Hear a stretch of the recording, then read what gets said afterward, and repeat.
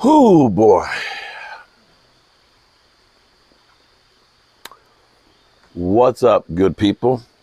Mark Holmes here, and as always, I want to say thank you all for watching, commenting, subscribing, and being part of the Joe Boo Sports Report.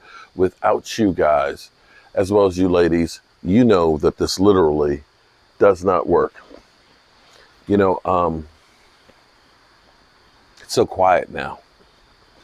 Think about an hour and a half ago, you know, having the friends over here and the game on, the surround sound, us cheering and screaming. I actually feel sorry for my neighbors because, you know, it is a work night and a school night for people. And here we are, you know, out here getting rowdy and things, but they understand it's football. You know, they understand that I'm a little crazy. I'm trying not to. The fire feels good, by the way, because it really feels like football weather right now. It's chilly out, you know, it's about 58 degrees or so. So this fire feels good. And I need to start putting away the shorts and getting out the long pants, but that's just not me. Before I get on to game balls, I want to say I'm sad. I'm sad that it's already week number 3 of the NFL season. The regular season is only 18 weeks long. That means there's 15 weeks left to the regular season. And we don't know how the season's going to turn out, but it seems like it takes so long to get here, but when it does, it goes so fast. And I want to say something else too, because a lot of people are asking, how come I didn't do the Pizzle Cam tonight? And I want to do the Pizzle Cam, not because the Cowboys won, but because you have to understand, for me, what football used to be. I'm old, and I say that I'm old, not to be derogatory to myself, but to be actually telling you how much I've seen in my life. And I have seen a lot. I have seen teams rise and fall. I have seen some of the greatest players that have ever played the game when they were playing. It's kind of crazy because as I was watching yesterday, I turned to John and I said, John, looking at Terry Bradshaw, looking like an old man slumped over. I watched Terry Bradshaw and Roger Staubach go at it. So when I say I've seen a lot and I'm old, it's because I have seen a lot and I am old, and I wouldn't change anything about it. But see, for me, football was always the great equalizer. That it didn't matter if you were rich or poor, black or white. You know, when you see a Cowboy fan, you know, I was a Giant today, and somebody I've never seen before is wearing a Cowboy shirt. What's up? And it doesn't matter who they are, what their station is in life, what they do for a job or living, or what their circumstances are. You see them and you recognize. In the same sense, you see a Packer fan. You look as I hate Aaron Rodgers, but good luck to your team. And football used to be something that would bring people together. And that's something that I've always tried to do with this channel, is to bring people together. And so I'm not going to tell somebody how to run their channel and do what they want to do, but I am so sick and tired of what I used to see in our country, of people looking out for each other, having disagreements, but not literally having to cuss people out, without having to go to the lowest elements as possible. And so I'm trying to make a change locally as I think globally. And I'm trying not to do that hate. Yeah, I mean, we're going to hate the Giants team. We're going to hate the Eagles team. We're going to hate the Washington team. But I'm not going to hate the people that are fans of those teams. And that's my goal here on this channel. Now, for the Cowboys, what a difference 2 weeks make. I'm not going to say that the Cowboys have fixed their shit. I'm not. Just like Eagle fans right now are saying, well, pump the brakes, it's just the Eagles. Just the Giants. You didn't beat anybody. Well, you can say that. But when you look at the circumstances of what we were dealing with, as opposed to going out and getting all these players like the Eagles did, to beat a 2-0 team on the road with the backup quarterback in the NFL, a win's a win. For our team to have not fallen apart without their quarterback, Dak Prescott, after playing arguably the best defense in football with Tampa Bay and the greatest quarterback in football, Tom Brady, and losing to them, it's no disgrace. Having to find a way to win against Cincinnati, and now having a defense that took care of business. At one point, it was 22 pressures on Daniel Jones on 31 plays. I have to actually give a game ball to Daniel Jones. I'm going to say, I mean, again, and this is being fair, calling as I see it, that may have been the best performance I've seen out of Daniel Jones with the amount of pressure he had on him. They said that was, at 21, they said it was the most pressures he's ever had in a game. The fact that he was not fumbling all over the place and he was hitting some strikes, that game was in doubt. That game was in doubt. I have to actually say thumbs up to Daniel Jones, because he actually, if you're a Giants fan, you should look at it and say, that just gave you hope of Daniel Jones not being a bust. Barkley, another one for you Giants. I have to say, Barkley, I've called him a bust because of the injuries and stuff. But Barkley, so far this year, has made a believer out of, should be the NFL. The thing that's funny about Barkley is, you know, he'll get 2 or 3 yards here and 2 or 3 yards there, and then all of a sudden he breaks one. That's usually a backbreaker. And the whole time I'm watching that game tonight, I'm worried about that happening, and so on. Now on to my Cowboys, the real deal. Whew. Man.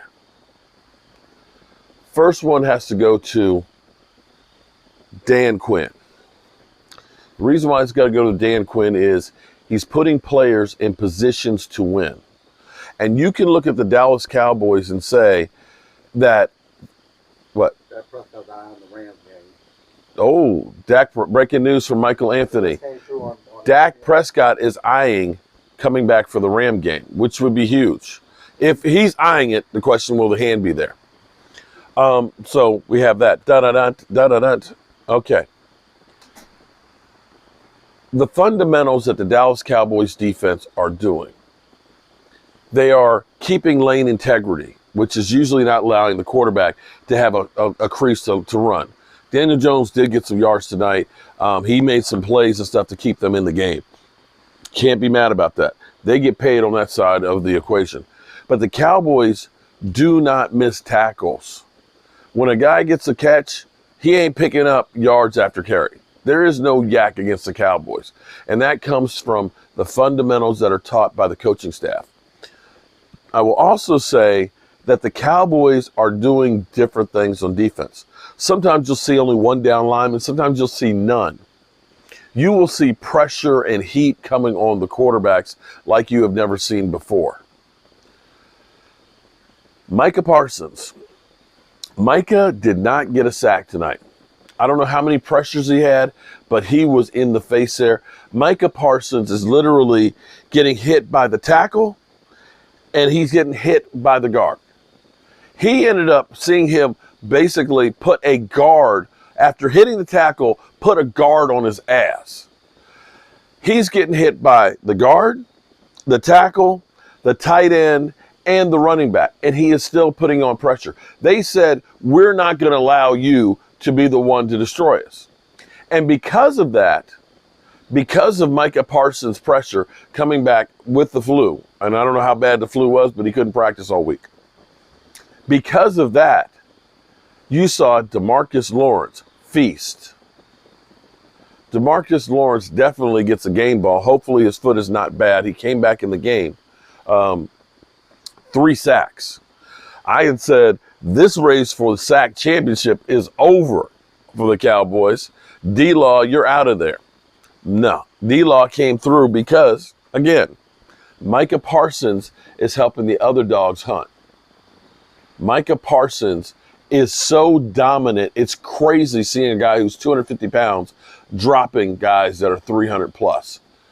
So D-Law, he, of course, gets a game ball. Doris Armstrong, quietly, now Doris should have had 4 sacks now, but unfortunately, you had Kellen Joseph with a face mask that negated that and actually gave the Giants life. And see, this is where a penalty here and a penalty there ends up making all the difference in the world. But Doris Armstrong already has 3 sacks on the season 3 weeks in. 3 sacks 3 weeks in. Dudes, that's insane.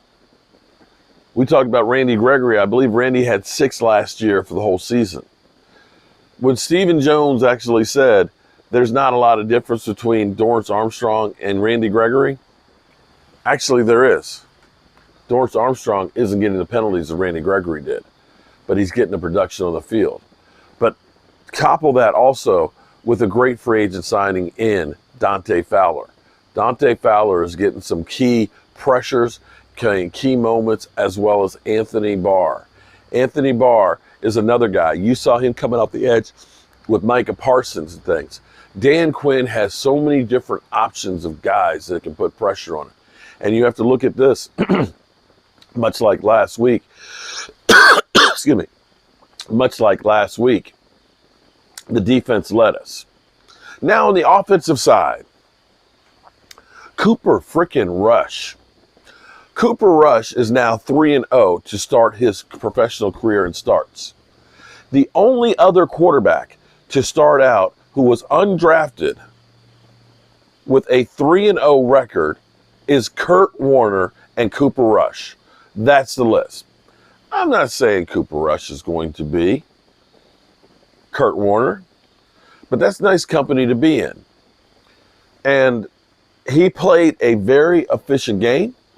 He didn't turn the ball over. He made some key passes in there and gives you hope that when you have a defense that shuts down the other guys, you're not asking Cooper Rush to have to get into a shootout and have to, constantly be scoring, score after score after score. That is manageable, and I love it. So Cooper Rush definitely gets a game ball. Tony Pollard. Tony Pollard didn't have that many catches, but boy, did he have some runs. Tony Pollard was close to 100 yards tonight, 8.1 yards a carry. And, people are saying Zeke is washed, screw Zeke, Tony's my running back. Guys, stop this with Zeke and Tony, because between the two of them, they had over 170 yards rushing. Yeah. Zeke Elliott, 4.9 yards a carry. 4.9 yards a carry, too. And Zeke is the one that's taking the short artist ones. Zeke is the one who's pounding and softening up the middle. And Zeke did that the first half, which helped to wear down the defense. So Tony Pollard in the second half, who is faster, could just plow through those guys. So you have that. Noah Brown. I have to say, Noah Brown, I'm beginning to think that he's really our number one right now. Noah Brown has been consistent. Noah Brown, didn't make 100 yards. But I tell you what, yardage-wise, him and Amari Cooper are about the same on the season.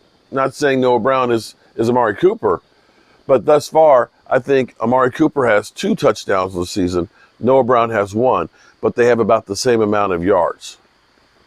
Noah Brown, definitely is one that you look at and say, yeah, he's a guy we can use. We can definitely depend on him.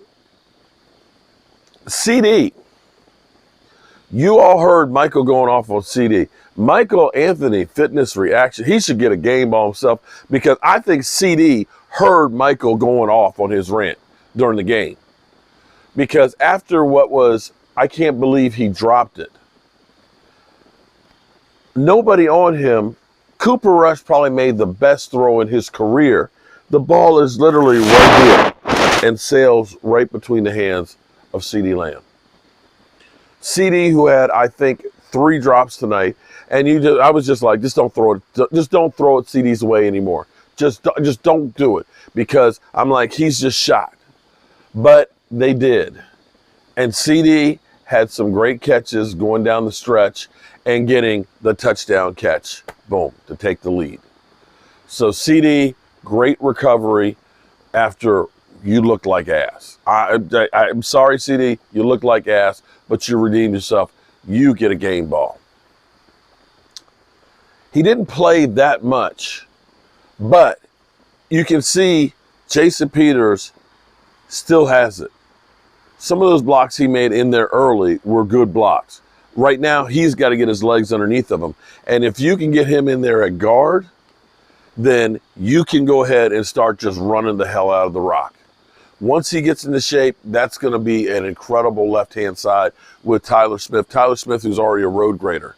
Now, of course, the things that you don't like, we get too many damn penalties.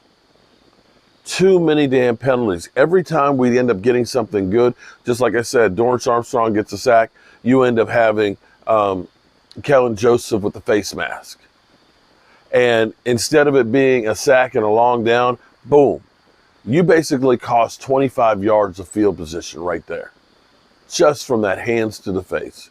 And those are things that you cannot do, especially late in the season. Those are game killers.